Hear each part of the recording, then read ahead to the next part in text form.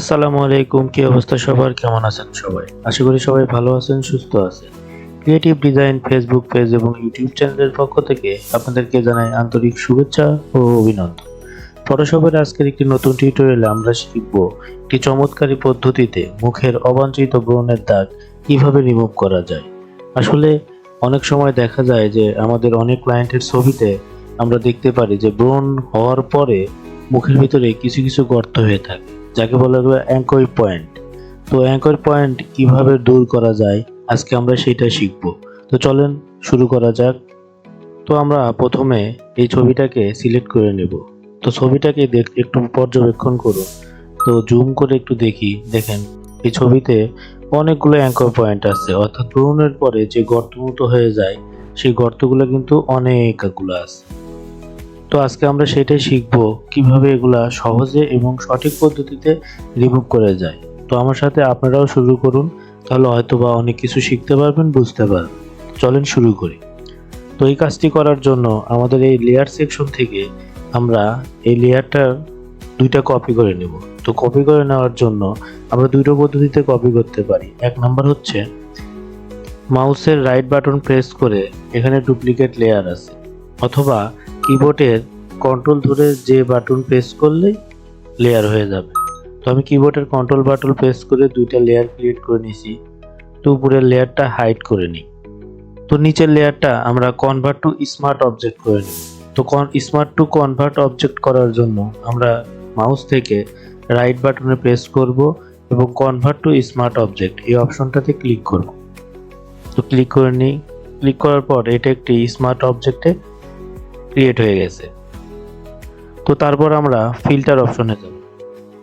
Filter option থেকে noise থেকে median অপশনটাতে ক্লিক করব। ক্লিক করার পর প্রথমে এরকম থাকবে। তো ছবির রেশিও অনুযায়ী আমরা রেডিউসটা একটু বাড়িয়ে এবং কমিয়ে নিব। আপনারা আপনাদের ছবিতে যতটুকু রেডিয়াস লাগবে ততটুকু নেবেন। তো আমি একটু রেডিউস বাড়াই। আমার কাছে এখানে মনে হচ্ছে যে 48 পিক্সেল ঠিক আছে। তো 48 পিক্সেল রেখে দিলাম। রেখার পরে ওকে দিই। তারপরে আবার আমরা যাব ফিল্টারে। ফিল্টার থেকে আবার নয়েজ থেকে অ্যাড নয়েজ। তো আমি অ্যাড নয়েজ এখানে 0 থাকবে, তো আমি এখানে 4 পিক্সেল করে দিই।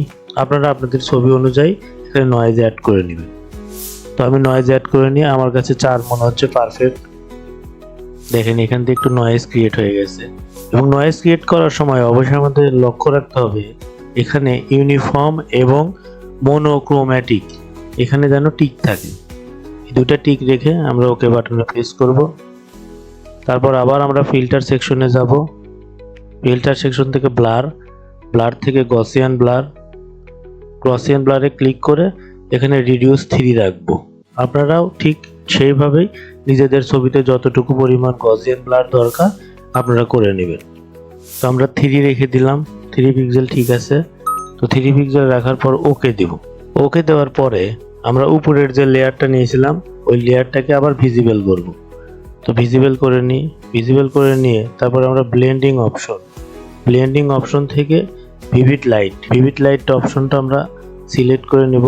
সিলেক্ট করে নেওয়ার পর আমরা আবার ফিল্টার সেকশনে যাব। ফিল্টার সেকশন থেকে আদার থেকে হাই পাস। তো হাই পাস নিয়ে নিব, মানে এখানে যতটুকু রিয়ালিস্টিক রাখা যায়। প্রথমে থাকবে এইরকম। তো এখান থেকে রিডিউসড একটু বাড়ায় নিয়ে আমার কাছে 1.8 পিক্সেল এটা মনে হচ্ছে একদম রিয়ালিস্টিক। তো রিয়ালিস্টিক রেখে দিই 1.8। আপনারা আপনাদের ছবিতে রিডিউস বাড়িয়ে নেবেন, অত যতটুকু পিক্সেল দরকার আপনারা আপনাদের ছবিতে নিয়ে নেবেন। তো তারপর আমরা ওকে বাটনে প্রেস করব। ওকে বাটনে প্রেস করার পর দেখতে পারবো যে আমরা উপরের এই লেয়ারটা সুন্দর একটি টেক্সচার ক্লিয়ার হয়েছে, অর্থাৎ খুবই রিয়ালিস্টিক ভাবে চতুর্পাশে সুন্দর একটা টেক্সচার ক্রিয়েট হয়েছে, যাকে বলা হয় স্কিন টেক্সচার। তো স্কিন টেক্সচার ক্রিয়েট হওয়ার পর আমরা এই দুইটা লেয়ারকে গ্রুপ করে নেব। তো গ্রুপ করার জন্য আমরা এখান থেকে দুইটা প্রেস করে কন্ট্রোল ধরে উপরের লেয়ার এবং নিচের লেয়ার প্রেস করে এখান থেকে ড্র্যাগ করে এই ফোল্ডারে ক্লিক করব, অথবা কন্ট্রোল ধরে জি প্রেস করলেই গ্রুপ হয়ে যাবে। তো গ্রুপ হওয়ার পর আমরা এখানে একটি লেয়ার মাস্ক অ্যাড করব। মাস্ক অ্যাড করার জন্য আমরা গ্রুপটা সিলেক্ট করে এখান থেকে ক্লিক করলেই এখানে একটি লেয়ার হয়ে যাবে। তো এই লেয়ারে ক্লিক করে আমরা কিবোর্ড থেকে Ctrl+I অর্থাৎ ইনভার্ট করে নেব। তো ইনভার্ট করার পর টুলবার থেকে ব্রাশ টুল দিয়ে যাব। ব্রাশ টুলে গিয়ে এখানে ফোরগ্রাউন্ড কালার হোয়াইট এবং নিচে ব্ল্যাক রেখে আমরা আমাদের অর্থাৎ ফার্স্ট ব্র্যাকেট এবং সেকেন্ড ব্র্যাকেট প্রেস করে আমরা আমাদের ব্রাশটাকে ছোট বড় করে নেব। তারপরে আমরা যে অংশটুকু আমরা কাজ করব সেই অংশটুকুতে নির্দিষ্ট পরিমাণে ব্রাশের সাইজ রেখে আমরা এই পাশ দিয়ে ড্র্যাগ করব। তো চলেন ড্র্যাগ করি।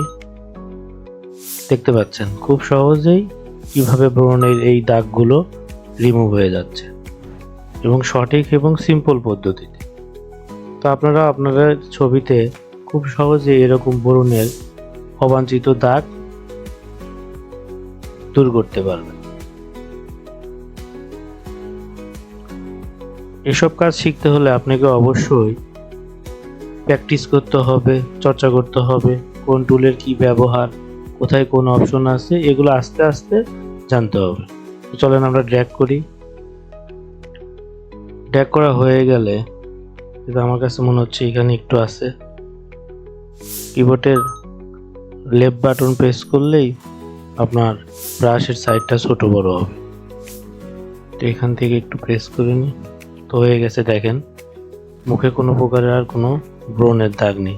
এই পাশ দিয়ে একটু আছে, এই পাশ দিয়ে একটু রিমুভ করে নিই। তো চলেন এখন আমরা একটু বিফোর আফটার দেখি। আগে ছিল এরকম, এখন এইরকম, আগে ছিল এরকম, এখন এইরকম।